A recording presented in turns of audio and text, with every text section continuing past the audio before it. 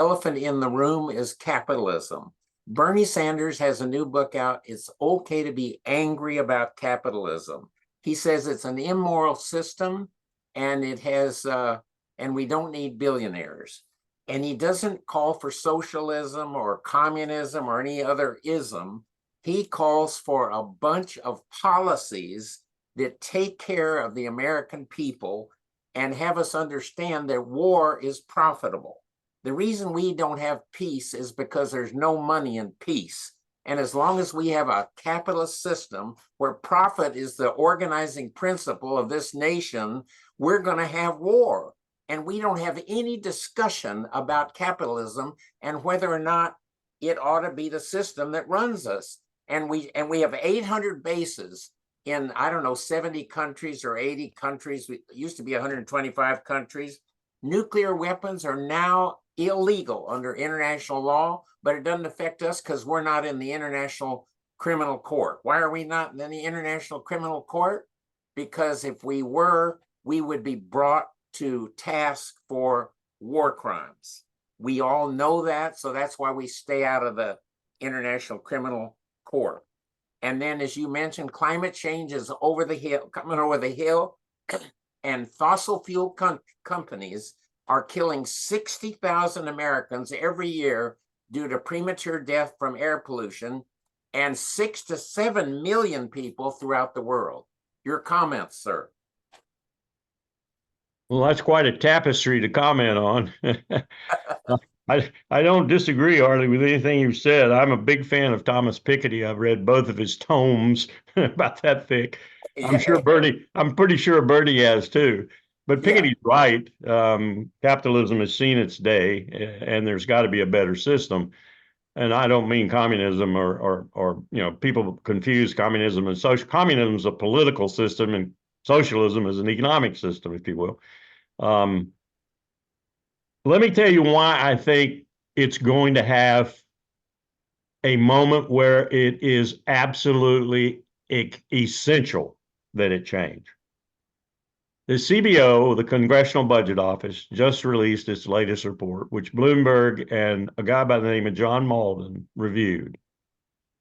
John Malden is a very competent economics writer.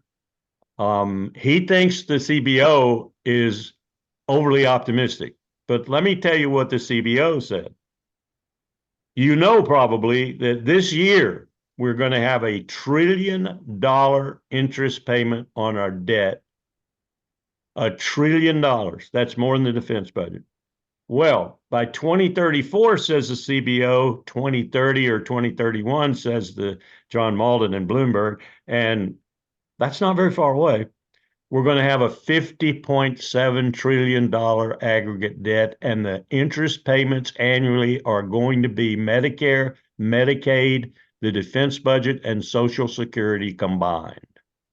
That is unsustainable, utterly unsustainable. I don't care if you run the printing presses forever. And that's one reason why people think that Ukraine or some other provocation, the South China Sea or whatever, is why Putin and Xi and others like Lula in Brazil are talking about replacing the dollar. I'll tell you why they're talking about it, because they know it's so corrupt it's going to collapse. And they know we're going to collapse with it. And Europe is somewhat worried about that now too, because they see us retrenching and going home, which they're probably right. But what I'm worried about, if I'm still alive, I may get to see this if I live another 10 years. We're going to fall apart. We are going to fall apart. We're going to become 50 little Bhutistans. We're going to become 50 little countries. Texas is going to be independent, California. We're going to fall apart because you cannot sustain this kind of debt. And the moment you fail to make that $1 trillion or $2 or $6 or $8 trillion interest payment on the debt, you've defaulted. China is now paying for each little increment in the base road initiative by selling our bonds and taking the profits and paying for it. We are financing China's future. That's how crazy what we're doing in the world is today. All to say, there is a reckoning coming. And I think Malden's right. If you go back and look at the Great Depression, or you look at what was really a worse depression than the Great Depression, at the end of the 19th century. It's just that we weren't quite in the position we were in 1932 and 33. We had replaced Britain in the world as the leading economic power. Brits didn't know it until they got out of Suez in 56, but we were the new empire in the world economically. And what's going to happen, according to John, and I agree with him because Piketty talks about this too, is the American people, the moment they wake up on Monday morning or Tuesday morning and say, my confidence is gone, it's over, it's done. And you look at the New York Times the other day, there was a little article in there, and I read every word of it. It reported on how people were going into CVS's and they were walking back out again. And the interviewer was at the door and he held a mic up and he interviewed them. And they said, I'm not going in there to shop. Have you seen the prices? And that's a loss of confidence. That's a small example, but it's going to spread. And I'm telling you, we're going to have hell to pay. $50.7 trillion of aggregate debt. There's never been such debt in the history of human beings. And by the way, private debt and corporate debt is roughly in the same shape. One of the things the report talked about, and this is a mystery to me, unless someone's cheating, and of course they are, the FDIC is $75 billion in the hole.